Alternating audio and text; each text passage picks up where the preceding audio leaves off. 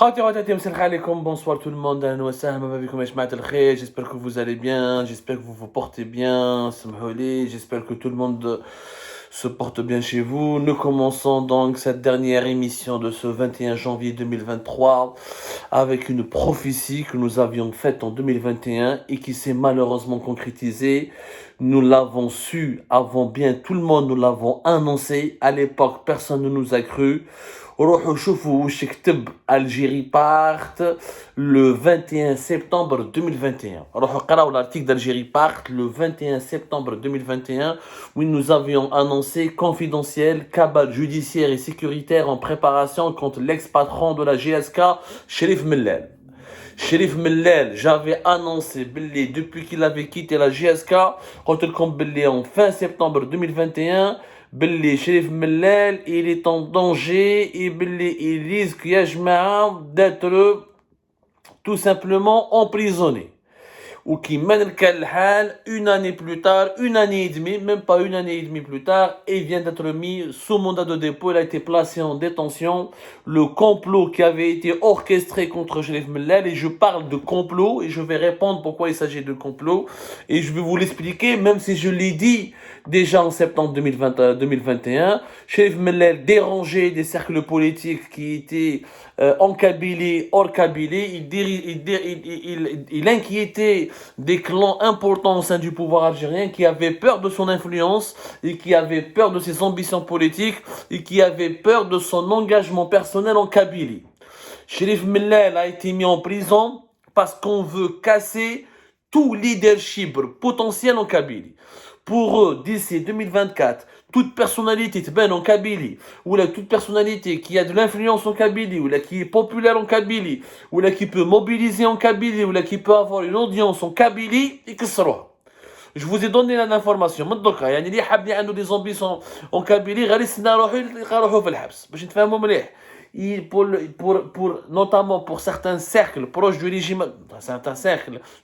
algérien et des services de sécurité, il faut garder, il faut domestiquer la Kabylie, la dominer pour éviter tout éveil contestataire, tout mouvement de protestation, pour éviter toute constitution d'un parti, d'un mouvement politique ou d'une personnalité politique influente qui risque d'utiliser la Kabylie pour les échéances politiques de 2024. Pour eux, la Kabylie est une zone à surveillance.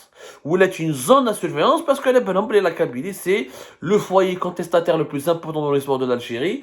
C'est la région la plus alphabétique, la plus connectée, c'est là où il y a la plus grande conscience politique. C'est la région la plus connectée au mouvement politique. C'est la région la plus militante du pays. Donc, Khaïvin, ils veulent la dominer à tout prix. هذه حكايه شريف من لقاو الارتيكل تاع الجيري باس سايتي انونسي قلنا لكم واش كتبنا في سبتمبر 2021 شو واش كتبناه Ces cercles ont exercé Cherif Mellel, président en autre de la GS Kabylie, qui s'est fait remarquer pour son engagement infaillible envers la cause berbère avant d'être éjecté brutalement de la direction du club au début de ce mois de septembre 2021, dérange de nombreux cercles politiques bien introduits au sein du régime algérien. Ces cercles ont exercé de fortes pressions pour qu'une vaste enquête soit diligentée par les services de sécurité afin de permettre à la justice algérienne de convoquer Cherif Mellel et de le poursuivre pour de graves chefs d'inculpation. Ces cercles sont essentiellement composés, a pu constater Algérie par d'anciens officiers issus du DLS des années 90, originaires de plusieurs localités en Kabylie. Ces officiers retraités ont gagné un énorme pouvoir d'influence au sein du Sérail algérien depuis la fin de 2020. Ils travaillent d'arrache-pied pour asseoir leur domination politique sur l'ensemble de la Kabylie, région considérée comme ultra sensible par le régime algérien parce qu'elle demeure le cœur battant du mouvement contestataire et populaire algérien. On l'a dit en septembre 2021. Et malheureusement, le temps, encore une fois, nous a donné raison. Encore une fois, on avait dit que des enquêteurs de la DGS ont été chargés d'également d'éplucher tous les comptes personnels et bancaires et les entreprises de Cherif Mellel afin de débusquer le moindre faux pas qui peut lui valoir une inculpation auprès de la justice algérienne.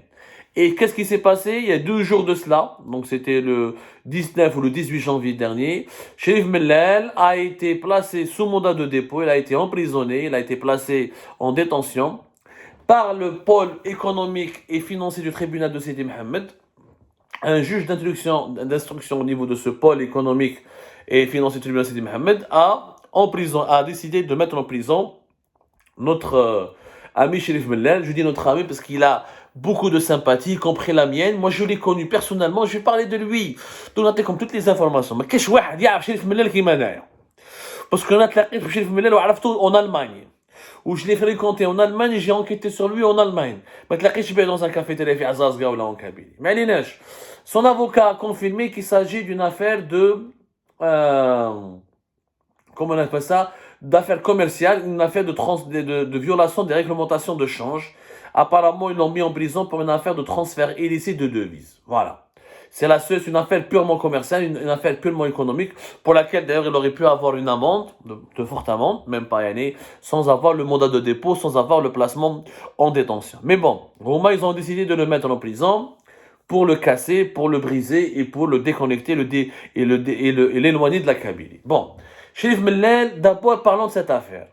Il dit qu'il a des problèmes de transfert illicite de devises. Il y a à n'oublier. Sherif Mellel n'a pas fait son argent en Algérie. Sherif Mellel s'est enrichi en Allemagne. Sherif Mellel est immigré très jeune en Allemagne, à côté de Sarrelouis, dans la région de Sarrelouis en Allemagne, qui n'est pas très loin de la région de la frontière française. Au Balek, les Algériens de la région de Metz ou le Thionville, la frontière allemande, connaissent très bien Sarrelouis. Sarrelouis, c'est une ville, c'est la Sarre en Allemagne, qui est dans un petit village à côté de Sarrelouis. Il a commencé par jouer au football dans un club de ce village-là. Il s'est fait connaître, il a fait beaucoup d'amis, débrouillard, fonceur, bon vivant. Sherif, c'était le vrai Kabyle avec assoiffé de vie, de travail, d'ambition. Il voulait absolument réussir, le contact facile, etc. Il s'est lancé dans le business des voitures. Il a créé une société d'exportation des voitures de luxe pour les concessionnaires multimarques en Algérie. Ils sont enrichis durant les 20 dernières années à l'époque de Bouteflika. Mais il n'avait pas d'entreprise en Algérie. Il n'a rien à voir. Il a commencé en Allemagne. Et son entreprise n'est même pas basée en Allemagne, comme le rapportent certains titres de la presse algérienne qui ne connaissent rien de lui, ne maîtrisent même pas le dossier. L'entreprise de Sherif Mellel a été fondée, a été développée au Luxembourg. Elle est domiciliée au Luxembourg. Vous pouvez le confirmer, je connais toute sa famille, j'ai été moi-même dans les locaux de cette entreprise, je connais là où il habite en Allemagne, dans un petit village à côté de Sarrelouis, j'ai tout enquêté sur lui. Où il m'a tout montré à l'époque, quand je m'intéressais à l'activité, quand je faisais mon enquête sur les concessionnaires multimarques. Il était victime de ces concessionnaires qui lui demandaient de surfacturer. Sherif Mellel était victime de ces concessionnaires. Il faisait tout pour rester réglo, pour rester rigoureux. Il s'est enrichi en Allemagne. Donc, il n'a pas de problème, il n'a aucun compte à rendre à l'Algérie. Il y a un transfert illicite, il faudrait que le Luxembourg ou l'Allemagne, où il est résident, où il a fait ses papiers en Allemagne, avec la nationalité allemande, ou avec et sa résidence au Luxembourg, c'est dans ces deux pays-là qu'ils doivent lui rendre des comptes. S'il a vraiment, ou là, qu'ils doivent lui demander des comptes plutôt, qu'ils doivent lui demander des explications. C'est à partir de ces pays-là. C'est pas normal que la justice algérienne l'accuse de transfert illicite de devises alors que l'étranger. Il n'a pas fait sa fortune en Algérie. En Algérie, qu'est-ce qu'il a développé? Il est connu pour avoir un beau restaurant, un restaurant Fistawali. Je l'avais d'ailleurs interviewé في Algérie Focus à l'époque à propos de ce qu'il voulait faire en Algérie. À l'époque, il était très ambitieux. Mais le Sherif, il a voulu développer des entreprises, mais il a commencé par des petits projets. Encore une fois, Bda avec un restaurant plus ou moins chic Fistawali. Il voulait faire une usine de fromage et de produits laitiers. Il a eu beaucoup de difficultés. Après, quand je l'ai connu, il n'avait pas continué son projet. Je ne sais pas s'il l'avait terminé ou là. Il a investi en Kabylie pour construire pour sa propre famille, ses parents, etc. et investir dans la pierre, dans l'immobilier. C'est tout. Mais l'essentiel de son argent, encore une fois, de ses activités, venait d'Allemagne. Où il résidait, etc. Où il avait vraiment, il n'était pas milliardaire, il est devenu millionnaire. Il était millionnaire en euros, mais pas milliardaire. Ses ennuis ont commencé, il n'était même pas connu, il a commencé en février 2018. J'ai été parmi les premières personnes qui l'a appelé lorsqu'il a voulu prendre la GSK en février 2018. Et j'étais parmi les premières personnes, je lui ai dit, vas-y, fonce, je connais ton caractère, mais fais attention à toi, tu vas devenir une cible. C'était en 2018. وبدا يخدم مع كابيلي وشفنا لي ريزولتا حبينا ولا كرهنا دي ريزولتا انتريسون شفنا كوب دافريك شفنا في الشامبيونات ça reste quand même le club il a réconcilié GSK avec son public bah c'était pas il a pas fait de la GSK Barcelone mais quand même rappelons-nous en 2021 de ce geste symbolique face à une équipe du Cameroun, le Canton Sport, où il avait rendu hommage au Tamazirt. Les joueurs de la GSK ont disputé une demi-finale de la CAF, de la Coupe de Confédération africaine, avec des maillots avec floqués anti-final, un caractère Amazir. C'était avec l'emblème Amazir sur le dos de leur maillot. C'était un très bel hommage à notre pays, à la culture Amazir, etc. Et la GSK n'est pas n'importe quel club. GSK, c'est le club le plus titré en Algérie. 27 titres quand même, 13 tournois et trophées 40 au total. C'est vraiment un club qui est fortement politisé en raison des luttes identitaires et politiques menées en Kabylie. Et ça a une histoire. Je ne fais pas ça a une histoire. Il a commencé, etc. Où la GSK a commencé à se développer, le parcours en Coupe d'Afrique, le parcours au championnat, etc. Mais il dérangeait. Il dérangeait parce qu'il était jeune. J'ai oublié son âge, on a un site, son âge, il était dans la... Même pas 50 ans, non?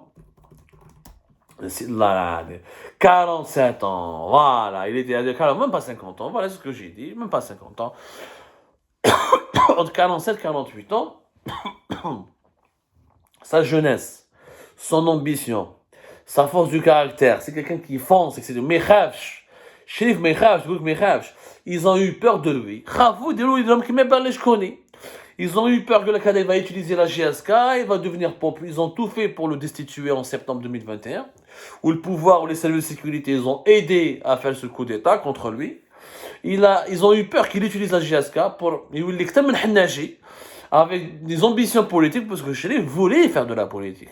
Et je confirme, Sherif, quand l'occasion, il voulait devenir ministre de la Jeunesse et des Sports, sénateur, député. Il voulait contribuer au débat de là en Algérie, à la dynamique du changement en Algérie. C'est vrai.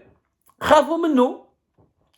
Ils ont eu peur quelqu'un qui va devenir un symbole. Il est jeune, il parle bien, il est populaire, il est aimé par la rue, etc. Il a beaucoup de partisans. Il avait des adversaires, mais il a beaucoup de partisans. Il ne s'est pas enrichi en Algérie, donc ils n'ont pas la main sur lui. Ses comptes sont en Allemagne et au Luxembourg. Il a de quoi financer ses ambitions. Il n'était pas contrôlable. Non seulement il était kabyle, mais contrôlable et populaire en Kabylie. C'est devenu un problème. Quand je dis qu'il était kabyle, je ne suis pas en train de donner une version ou une lecture régionaliste de l'actualité. Non, c'est qu'il faut comprendre que la Kabylie est un dossier sensible pour le pouvoir. En raison de la tradition militante, engagée, de l'importance de la diaspora kabyle à l'étranger, de ses connexions, notamment ici en France, avec d'autres puissances étrangères. Les Kabyles, tu trouves des fonctionnaires originaires de Tizi Ouzou Djéa, y compris dans les ministères de la République française. C'est une région fortement peuplée. N'oublions pas, la Kabylie, avec Djéa, Boumerdes et Tizi Ouzou, c'est quand même pratiquement 7 millions de personnes. C'est à côté de la capitale. Donc, il y a plusieurs enjeux qui font que la Kabylie est stratégique, à juste titre pour le pouvoir. Et il y a plusieurs paramètres qui font en sorte que le pouvoir ne veut pas qu'il y ait des personnalités rebelles en Kabylie. Pour des raisons historiques, le printemps de 1980, le printemps de 2001, les mouvements des Harouch, etc. Toute contestation potentielle en Kabylie signifie l'instabilité, l'insécurité pour le régime algérien. Pourtant, c'est pas un rebelle. Enfin, c'est un rebelle de caractère, mais il n'est pas fou. Chérif Mellène n'a jamais été séparatiste. Il a toujours été un amoureux de l'Algérie. Il croit dur comme fer à l'unité nationale, à l'importance de la Kabylie pour l'Algérie, l'importance de l'Algérie pour la Kabylie. C'était pas un fanatique, c'était pas un régionaliste, c'était pas un intolérant, ce n'était pas qu'un sectaire, c'est quelqu'un de très conscient, qui est droit dans ses bottes, qui garde la tête sur les épaules. C'est tout. Après, il a eu des ambitions. Quand plusieurs millions de personnes qui habitent à l'étranger, qui ont envie de venir en Algérie et de contribuer au développement de leur pays. Mais moi, ma hamlouhash, où il est dérangé. Il a été mis en prison parce qu'il est dérangé. Nous l'avons annoncé le 21 septembre 2021. Vous ne pouvez pas dire que vous n'étiez pas au courant, que vous ne saviez pas. Toute mon solidarité avec la famille de Chérif Mellal, avec ses amis, avec ses enfants, avec tous les membres de sa famille. C'est un homme vertueux que j'ai connu, c'est un modeste témoignage. Ce n'est pas un mafieux, c'est un véritable entrepreneur, créateur de richesses et de valeurs ajoutées, qui avait des ambitions pour développer un grand club sportif aux normes européennes, pour faire de la GSK un grand club. Et oui, il avait des ambitions politiques pour son pays, pour sa région. Et ce n'est pas un crime, c'est même à tout à son honneur.